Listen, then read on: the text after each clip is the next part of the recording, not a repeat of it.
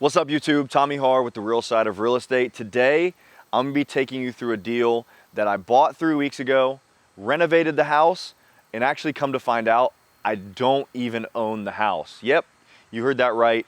This house right behind me, I thought I owned. Come to find out 3 weeks later that I don't own the property. So make sure you watch this video, take notes, and this is why we call it the real side of real estate, because shit happens. Let's get it.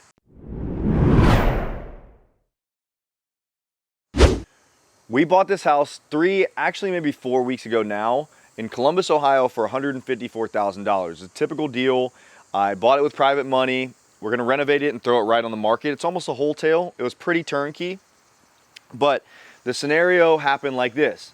A realtor brought us this deal and they said, hey, this thing needs to close this week, super fast. They didn't give us any details. Now in my situation, this is kind of normal. So deals fall out of contract, sellers are motivated, and we were like, okay, if we get the right price, we'll close on it that fast.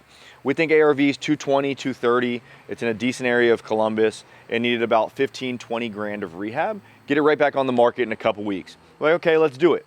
So we bought it, we started renovating it, and we'll come show you what this house looks like. The exterior is pretty much exactly how we found it. We still got some touching up to do, but over the last couple weeks, and now I told my guys to stop because I'll tell you why here soon.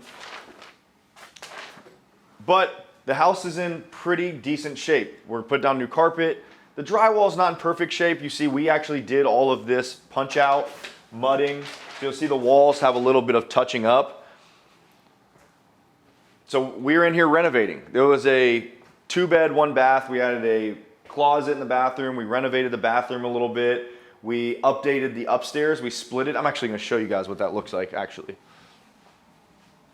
So how we bought it, it was almost like a 0-bed, 1-bath. There was no closets in any. So in here we put a closet in, and then up here we split it out to where it was going to be a couple bedrooms. So this was open. This was a hallway. This was open, and this was going into this room. So it wasn't one clear bedroom. So we split this one into a bedroom. So small little bedroom. And then we added this door here to make it another bedroom. So all this whole time we've been renovating, trying to make this into a house that we're about to sell. And we realized, well, I didn't realize until, we'll go downstairs so Rob isn't hitting his head.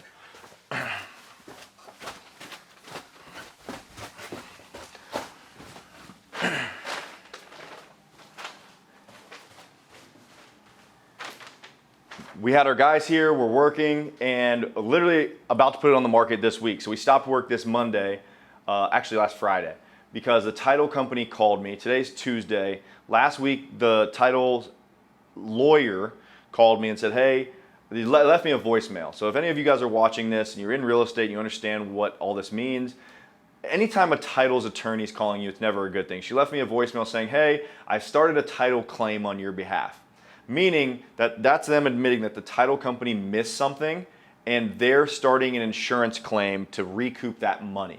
So I knew right away it was something bad happened. So I called her back and I was like, hey, this is Tom, what's going on? She goes, hey, we messed up. I was like, okay, tell me more. We missed that this house was going to foreclosure auction. So this house, when we were buying it, before it happened, it went to a sheriff's sale, meaning that people were bidding on this house to buy it from a foreclosure auction. So the house went to a foreclosure auction, sold before I even bought it. If you know anything about foreclosures and auctions, they'll sell at a sheriff's sale, so they'll sell there, and then there's what's called a redemption period. So there's a 1 week, 2 week, 3 week, maybe 4 week at times, period to where you can save a seller actually for foreclosure after it sells. So you have to go through a title company, do the transaction, and the title company completely missed it. They had no idea it was selling, but the crazy part is, during that same time, the bank was giving them payoffs. So the title company reached out, got payoffs from the bank because they have to clear title. So they got the payoff from the bank. I put my money into title, my private money lender sent their money. They paid the bank. The bank accepted the money at first, and then they came back a week or two later and spat it back out and said they were going with the auction money. So I'm already in the house. I'm on the auditor as the owner. So the title company thought the transaction went through, everything's good. 2-3 weeks later, find out that I don't own the house and that it's sold at auction to a guy named Abul.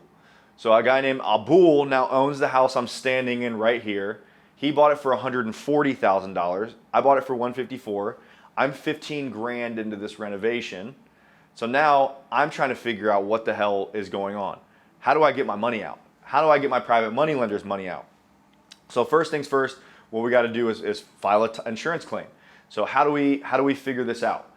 And I honestly don't even really know. So I immediately called my attorney. I'm like, dude, what's going on? How do we get out of this? So there's a couple options. Number one, he was like, dude, talk to the new buyer and see if you guys can figure out a deal. So we talked. We laughed about it for about 15 minutes. He had no idea what was going on. I was like, dude, I've never heard of this before. He hadn't either. And we might come to a deal on that side. So he told me that I could buy it from him for $170 because we've already done all this work, but then it raises my basis. Or he might do some sort of novation to where I agree to give him a certain amount once it sells, something along those lines. And I'm still going through with the title insurance claim from this title company. So what that means is they have to, every time you buy a house, the reason the title company is involved is to literally ensure clear title and give a clear title to the next owner. So since they couldn't do that here, they have to escalate this up to the title carrier, the insurance policy carrier, so they have to hopefully pay me out. So I'm still waiting on that. We'll see how it goes, but it's the real side of real estate. I thought I owned this house for the last 4 weeks. Now I don't own it. Technically, I'm trespassing right now on somebody else's house. So, I mean, it's insane. If you guys have been watching the last couple weeks of our journey, we've had squatters, 2 sets of squatters, homeless people, now this. But make sure you guys are liking and subscribing to this page right here, because not only are you going to see the real side, the crappy side, the next house we're about to go to, we're going to be talking about how we're making about 200 grand on a wholesale. So the good comes with the bad. And if you're going to do this business at scale, or even this business at all, you're going to open yourself up to shit that's going to happen. So hopefully you guys are learning from this.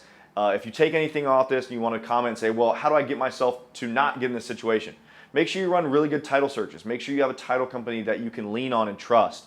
This was a title company that the agent was using. It wasn't my title company. So that was the first mistake. In real estate transactions, if there's any negotiating, I want to try and negotiate my title company in, because I do so many deals with my title company. If this happened with mine, I would just go to the owner and say, pay me. Just give me my money, figure it out on the back end, but I need my money back. And they would probably do it. But since I don't know these people over there, I don't have much weight over at their business. So like I said, real side of real estate, like, subscribe, share this with a friend, and we'll get you the fun stuff. Let's get it.